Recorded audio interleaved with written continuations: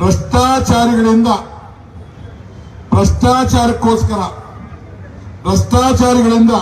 ಹಮ್ಮಿಕೊಂಡಂತ ಪಾದಯಾತ್ರೆಯನ್ನ ಮಾಡಿ ನಮಗೆ ಇಂಥ ತಮ್ಮನ್ನೆಲ್ಲ ಭೇಟಿ ಮಾಡಿ ಹಲವು ಪ್ರಶ್ನೆಗಳನ್ನ ಕೇಳಲಿಕ್ಕೆ ಅವಕಾಶ ಮಾಡಿಕೊಟ್ಟಂತ ಜನತಾದಳ ಹಾಗೂ ಬಿಜೆಪಿ ನಾಯಕರುಗಳಿಗೆ ಅಭಿನಂದಿಸಲಿಕ್ಕೆ ನಾನು ಬಯಸ್ತಾ ಇದ್ದೇನೆ. ನೀವು ಪಾದಯಾತ್ರೆ ಹಮ್ಮಿಕೊಳ್ಳಿಲ್ಲ ಅಂತಿದ್ರೆ ಜನತಾದಳದವರು ಬಿಜೆಪಿ ಒಳಗಡೆ ಮರ್ಜ್ ಮಾಡಲಿಲ್ಲ ಅಂದಿದ್ರೆ, ಜನತಾದಳದವರು ಬಿಜೆಪಿ ಒಳಗಡೆ ಸೇರ್ಕೊಳ್ಳಿಲ್ಲ ಅಂದಿದ್ರೆ ನಾವು ಇವತ್ತು ಹೋರಾಟವನ್ನು ಮಾಡಲಿಕ್ಕೆ ಸಾಧ್ಯ ಆಗ್ತಿರ್ಲಿಲ್ಲ. ಇವತ್ತು ನಮ್ಮ ಪರಮೇಶ್ವರ್ ಅವರು ಹೇಳಿದ್ರು, ಕುಮಾರಸ್ವಾಮಿ ನಿಮ್ಮ ತಂದೆ ದೇವೇಗೌಡರು ಈ ಜಿಲ್ಲೆಗೆ ಬಂದು ಈ ನಾಡಿಗೆ ಬಂದು ಇದು ನನ್ನ ಕರ್ಮಭೂಮಿ, ನನ್ನ ಪುಣ್ಯಭೂಮಿ ಅಂತೇಳಿ ಇಡೀ ನಿಮ್ಮ ಕುಟುಂಬ, ನಿಮ್ಮ ತಂದೆ ಈ ರಾಜ್ಯದಿಂದ ಈ ಕ್ಷೇತ್ರದಿಂದ ಮುಖ್ಯಮಂತ್ರಿ, ಈ ಕ್ಷೇತ್ರದಿಂದ ಪ್ರಧಾನಮಂತ್ರಿ, ನಿನ್ನ ಧರ್ಮಪತ್ನಿ ಈ ಜಿಲ್ಲೆಯಿಂದ ಶಾಸಕರು, ನೀನು ಈ ರಾಜ್ಯದಿಂದ ಈ ಭಾಗದಿಂದ ಎಂಪಿ, ಇಲ್ಲಿ ಎಂಎಲ್ಎ, ಮುಖ್ಯಮಂತ್ರಿ, ಚನ್ನಪಟ್ಟಣ ಮುಖ್ಯಮಂತ್ರಿ, ರಾಮನಗರದಿಂದ ಮುಖ್ಯಮಂತ್ರಿ, ನೀನು ಇರುವಂತ ಪಕ್ಷ ಸರ್ಕಾರದಿಂದ ಒಂದು ಬಾವುಟ ಇಲ್ಲದೆ ಪಾದಯಾತ್ರೆ ನಡೀತಾ ಇದೆಯಲ್ಲ, ನಿನ್ನ ಒಬ್ಬನ ಅಧಿಕಾರಕ್ಕೋಸ್ಕರ ನಿನ್ನ ಪಕ್ಷವನ್ನ ತ್ಯಾಗ ಮಾಡಿದ್ಯಲ್ಲ, ನಿನಗೆ ನಾನು ಅಭಿನಂದಿಸಲಿಕ್ಕೆ ನಾನು ಈ ಸಂದರ್ಭದಲ್ಲಿ ಇಷ್ಟಪಡ್ತಾ ಇದ್ದೇನೆ.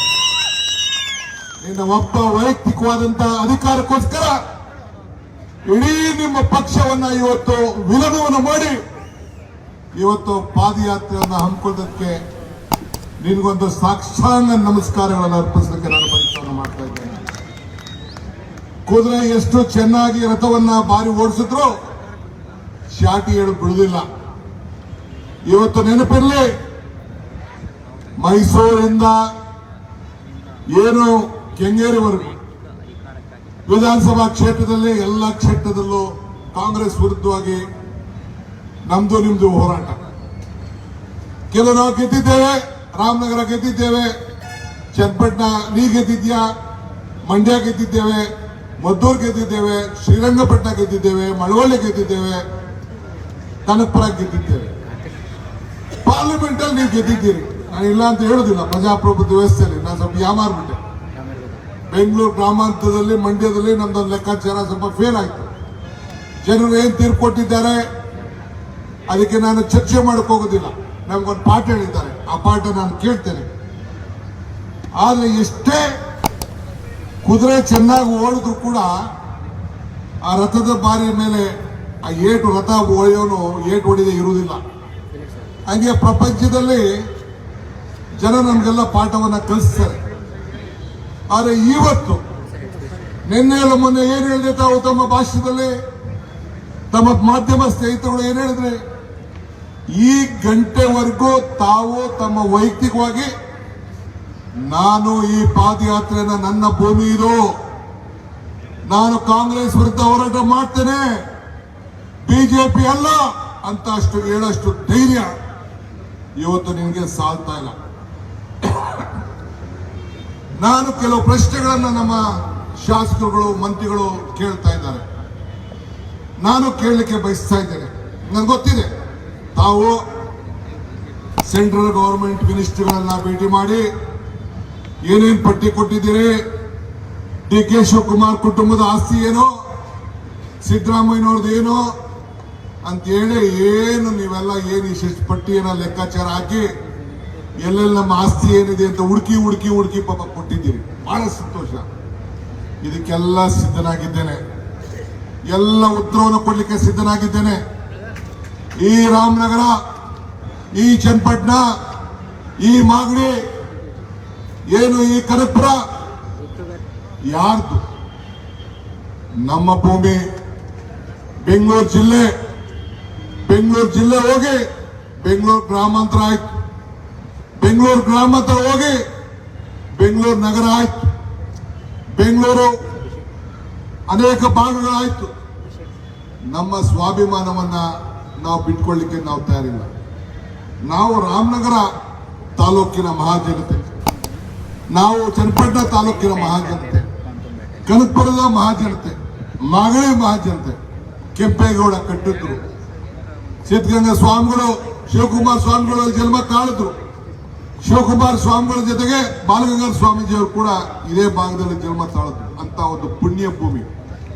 ನೀವು ಬಂದ ಅಧಿಕಾರವನ್ನು ಮಾಡಿದ್ರಿ, ನಮ್ದೇನು ತಗರಾಲೇನಿಲ್ಲ, ಜನ ಓಟ್ ಕೊಟ್ಟಿದ್ರು. ಆದರೆ ಇಲ್ಲೇ ಈ ದೇಶದ ಪ್ರಧಾನಮಂತ್ರಿ ಆದಂತಹ ಸ್ಥಾನದಲ್ಲಿ ಮತ್ತೆ ಸಿಎಂ ಲಿಂಗಪ್ಪನವರು ಗೆದ್ದಿದ್ದು ಇತಿಹಾಸವನ್ನ ಯಾರು ಕೂಡ ಬದಲಾವಣೆಯನ್ನ ಮಾಡಲಿಕ್ಕೆ ಸಾಧ್ಯ ಇಲ್ಲ. ಹಂಗೆ ಜನ ಏನ್ ಬೇಕಾದ್ರೂ ತೀರ್ಮಾನವನ್ನು ಮಾಡಲಿಕ್ಕೆ ಅವಕಾಶ ಇದೆ. ನಾನು ನಿಮ್ಗೆ ಕೆಲವು ಪ್ರಶ್ನೆ ಕೇಳಲಿಕ್ಕೆ ನಾನು ಈ ಸಂದರ್ಭದಲ್ಲಿ ಬಯಸ್ತೇನೆ. ನೀವು ಹೇಳ್ಬೇಕು. ಪಾದಯಾತ್ರೆಗೆ ಬರ್ತಾ ಇದ್ದೀರಿ, ಬಹಳ ಸಂತೋಷ. ಬಿಜೆಪಿ ಅವ್ರಿಗೂ ಕೇಳ್ತಾ ಇದ್ದೀನಿ ನಾನು. ಈಗ ಕೆಲವು ಪ್ರಶ್ನೆಗಳನ್ನ, ಭ್ರಷ್ಟಾಚಾರದ ಕೆಲವು ಪ್ರಶ್ನೆಗಳನ್ನ ನಮ್ಮ ಹೋಮ್ ಮಿನಿಸ್ಟರ್ ಅವರು ತಮ್ಮ ಹತ್ರ ಮಾತಾಡಿದ್ರು. ಅನೇಕ ಮಂತ್ರಿಗಳು, ನಮ್ಮ ಪೊಲಿಟಿಕಲ್ ಸೆಕ್ರೆಟರಿ ಅವರು ಕೂಡ ಮಾತಾಡಿದ್ರು. ಬೋವಿ ನಿಗಮದಲ್ಲಿ ಆಗಿರುವಂತ ಹಗರಣದ ಬಗ್ಗೆ ತಾವು ವಿವರಣೆಯನ್ನು ಕೊಡಬೇಕು. ಕೃಷಿ ಮಾರುಕಟ್ಟೆ ಎಲ್ಲಿ ಆಗಿರುವಂತ ಹಗರಣ, ಸುಮಾರು ಅಲ್ಲಿ ಕೃಷಿ ಮಾರುಕಟ್ಟೆಗಳಲ್ಲಿ 47 ಕೋಟಿ, ಬೋವಿ ನಿಗಮದಲ್ಲಿ 87 ಕೋಟಿ, ಕರ್ನಾಟಕ ಕೃಷಿಕುಲ ಮಾರ್ಗ ಮಂಡಳಿಯಲ್ಲಿ 24 ಕೋಟಿ. ಯಾರು ಮುಖ್ಯಮಂತ್ರಿ ಆಗಿದ್ರು, ಯಾರು ಮಂತ್ರಿ ಆಗಿದ್ರು, ಯಾರು ಚೇರ್ಮನ್ ಆಗಿದ್ರು, ಏನಾಗಿದ್ರು ತಾವು ಹೇಳ್ಬೇಕು. ನೀವು ಹೇಳಲಿಲ್ಲ ನಾವು ಹೇಳ್ತೀವಿ. ಇನ್ನೂ ಒಂದು ವಾರ ಟೈಮ್ ಇದೆ, ಎಲ್ಲ ಬಿಡಿಸಿ ಹೇಳ್ತೀವಿ. ಆದರೆ ಕುಮಾರಣ್ಣನಿಗೆ ನಾನು ಒಂದು ಪ್ರಶ್ನೆ ಕೇಳಲಿಕ್ಕೆ ನಾನು ಬಯಸ್ತೇನೆ. ನಿಮ್ ತಂದೆ ಈ ಭೂಮಿಗೆ ಬಂದಾಗ ನಿಮ್ಗೆ ಎಷ್ಟು ಜಮೀನಿತ್ತು? ಎಷ್ಟು ಜಮೀನನ್ನ ಇಲ್ಲಿ ಪಡ್ಕೊಂಡ್ರಿ? ಯಾರ ಜಮೀನ್ ಪಡ್ಕೊಂಡ್ರಿ? ಈಗ ಎಷ್ಟು ಎಕರೆ ಆಗಿದೆ? ಯಾರ ಹೆಸರು ಟ್ರಾನ್ಸ್ಫರ್ ಆಯ್ತು?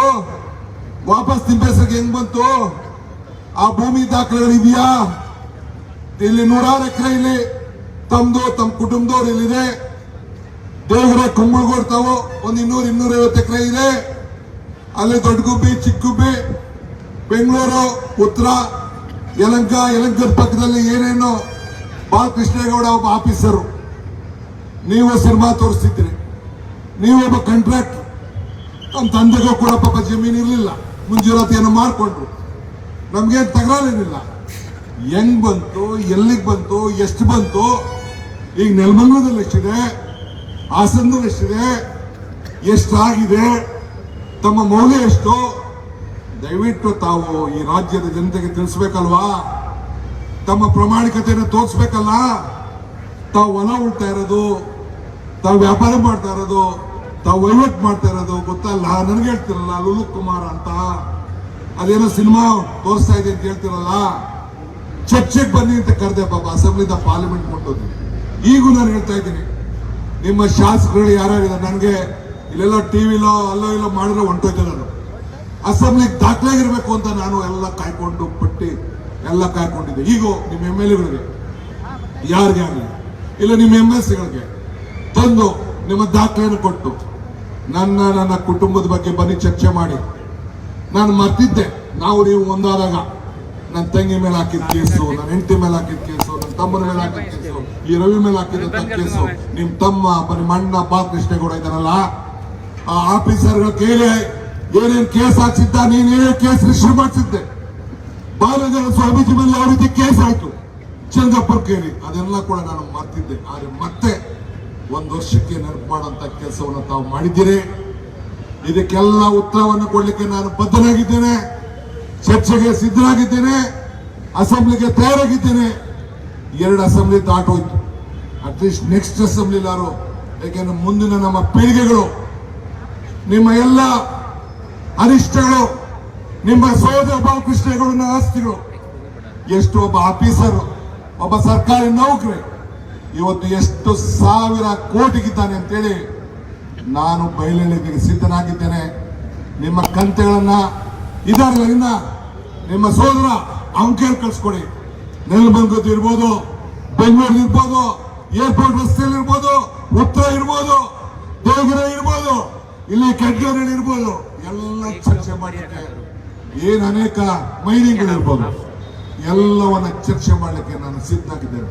ನಾನು ಬಿಡಿಸಿನ ಹೇಳ್ತಾ ಇಲ್ಲ. ನಾನು ಯಾವ ಚಾರ್ಜ್ ಶೀಟ್ ಏನ್ ಹಾಕಿದ್ದಾರೆ ಅದನ್ನ ಚರ್ಚೆ ಮಾಡಕ್ ಹೋಗ್ತಾ ಇಲ್ಲ. ಗವರ್ನರ್ಗೇನು ಪ್ರಾಸಿಕ್ಯೂಷನ್ಗೆ ನಮ್ಮ ಮುಖ್ಯಮಂತ್ರಿಗಳ ಮೇಲೆ ಹೆಂಗೆ ಅರ್ಜಿಯನ್ನು ಕಳಿಸಿದ ಅದ್ರ ಬಗ್ಗೆ ನಾನು ಚರ್ಚೆ ಮಾಡ್ತಾರೆ. ನಾನು ಚರ್ಚೆ ಮಾಡೋದು ಇವತ್ತು ಬೇಡ ಅಂತ ಈ ಪ್ರಶ್ನೆ ಸವಾಲನ್ನ ಆ ವಿಜೇಂದ್ರ ಇದಲ್ಲ, ವಿಜೇಂದ್ರ ಪಾಪ ಏನು ಹೇಳ್ತಿದ್ದ ನನ್ನ ಮೇಲೆ ಹೇಳ್ತಾ ಇದ್ದಲ್ಲ, ಇವತ್ತು ಈ ಪಾದಯಾತ್ರೆ ನಡೆಸಕ್ಕೆ ಮೂಡಾಗರಣಕ್ಕೆ ಕಾಂಗ್ರೆಸ್ ಅವರು ಇದಾರಂತೆ ಹಿಂದೆ. ಏ ವಿಜೇಂದ್ರ, ನಿನಗೆ ತಾಕತ್ತಿದ್ರೆ, ನಿನಗೆ ಧೈರ್ಯ ಇದೆ, ನಿನಗೆ ನಿಮ್ಮ ತಂದೆಗೆ ಧೈರ್ಯ ಇದೆ, ಅವನು ಯಾವ ಕಾಂಗ್ರೆಸ್ ಪಾರ್ಟಿಯವನು ನಿನಗೆ ಕುಮ್ಮ ಕೊಟ್ಟ ಹೆಸರು ಹೇಳು, ನಾನು ನಿಂದನ್ನ ಬಿಚ್ಚಿ ಬಿಡ್ತಿರ್ತೇನೆ. ಇವತ್ತು ಇದೇ ಹೋಮ್ ಮಿನಿಸ್ಟರ್ ಕಾಂಗ್ರೆಸ್ ಪಕ್ಷ ಕ್ಷಮಾಪಣೆ ಮಾಡಿದೆ, ತಿಳ್ಕೊಳ್ಬೇಕು. ನಾನು ಇದನ್ನ ಚರ್ಚೆ ಮಾಡೋಕೆ ನಾನು ಹೋಗುದಿಲ್ಲ. ಇಷ್ಟು ಹೇಳಿ ಈ ಹೋರಾಟಕ್ಕೆ ಇವತ್ತು ಬಿಡದೆ, ನಾಳೆ ರಾಮನಗರ, ನಾಳಿದ್ದು ಚನ್ನಪಟ್ಟಣ, ಆಚೆ ನಾಳಿದ್ದು ಮದ್ದೂರು, ಆಮೇಲೆ ಮಂಡ್ಯ, ಆಮೇಲೆ ಮೈಸೂರು. ಪ್ರತಿದಿನ ಈ ರೀತಿ ಪ್ರಶ್ನೆಗಳನ್ನ ನಾವು ಕೇಳ್ತೇವೆ. ನಾಳೆ ಒಂದು ಮುಖ್ಯಮಂತ್ರಿಗಳು ಬರ್ತಾರೆ ನಾಳೆಯಿಂದ. ಇವತ್ತು ನೀವು ಬೇಡ, ನೀವು ಜನ ಪರಿಹಾರವನ್ನ ಜನಕ್ಕೆ ಪಾಪ ಇವತ್ತು 1,25,000 ಕ್ಯೂಸಿಕ್ ನೀರು ತಮಿಳುನಾಡಿಗೆ ಹೋಗ್ತಾ ಇದೆ. ಹೇಳಿದಲ್ಲಪ್ಪ, ಒಂದೇ ದಿನದಲ್ಲಿ ಒಂದೇ ಗಂಟದಲ್ಲಿ ಮೇಘದಾಟ ಅನುಮತಿ ಕೊಡ್ತೀನಿ ಅಂತ.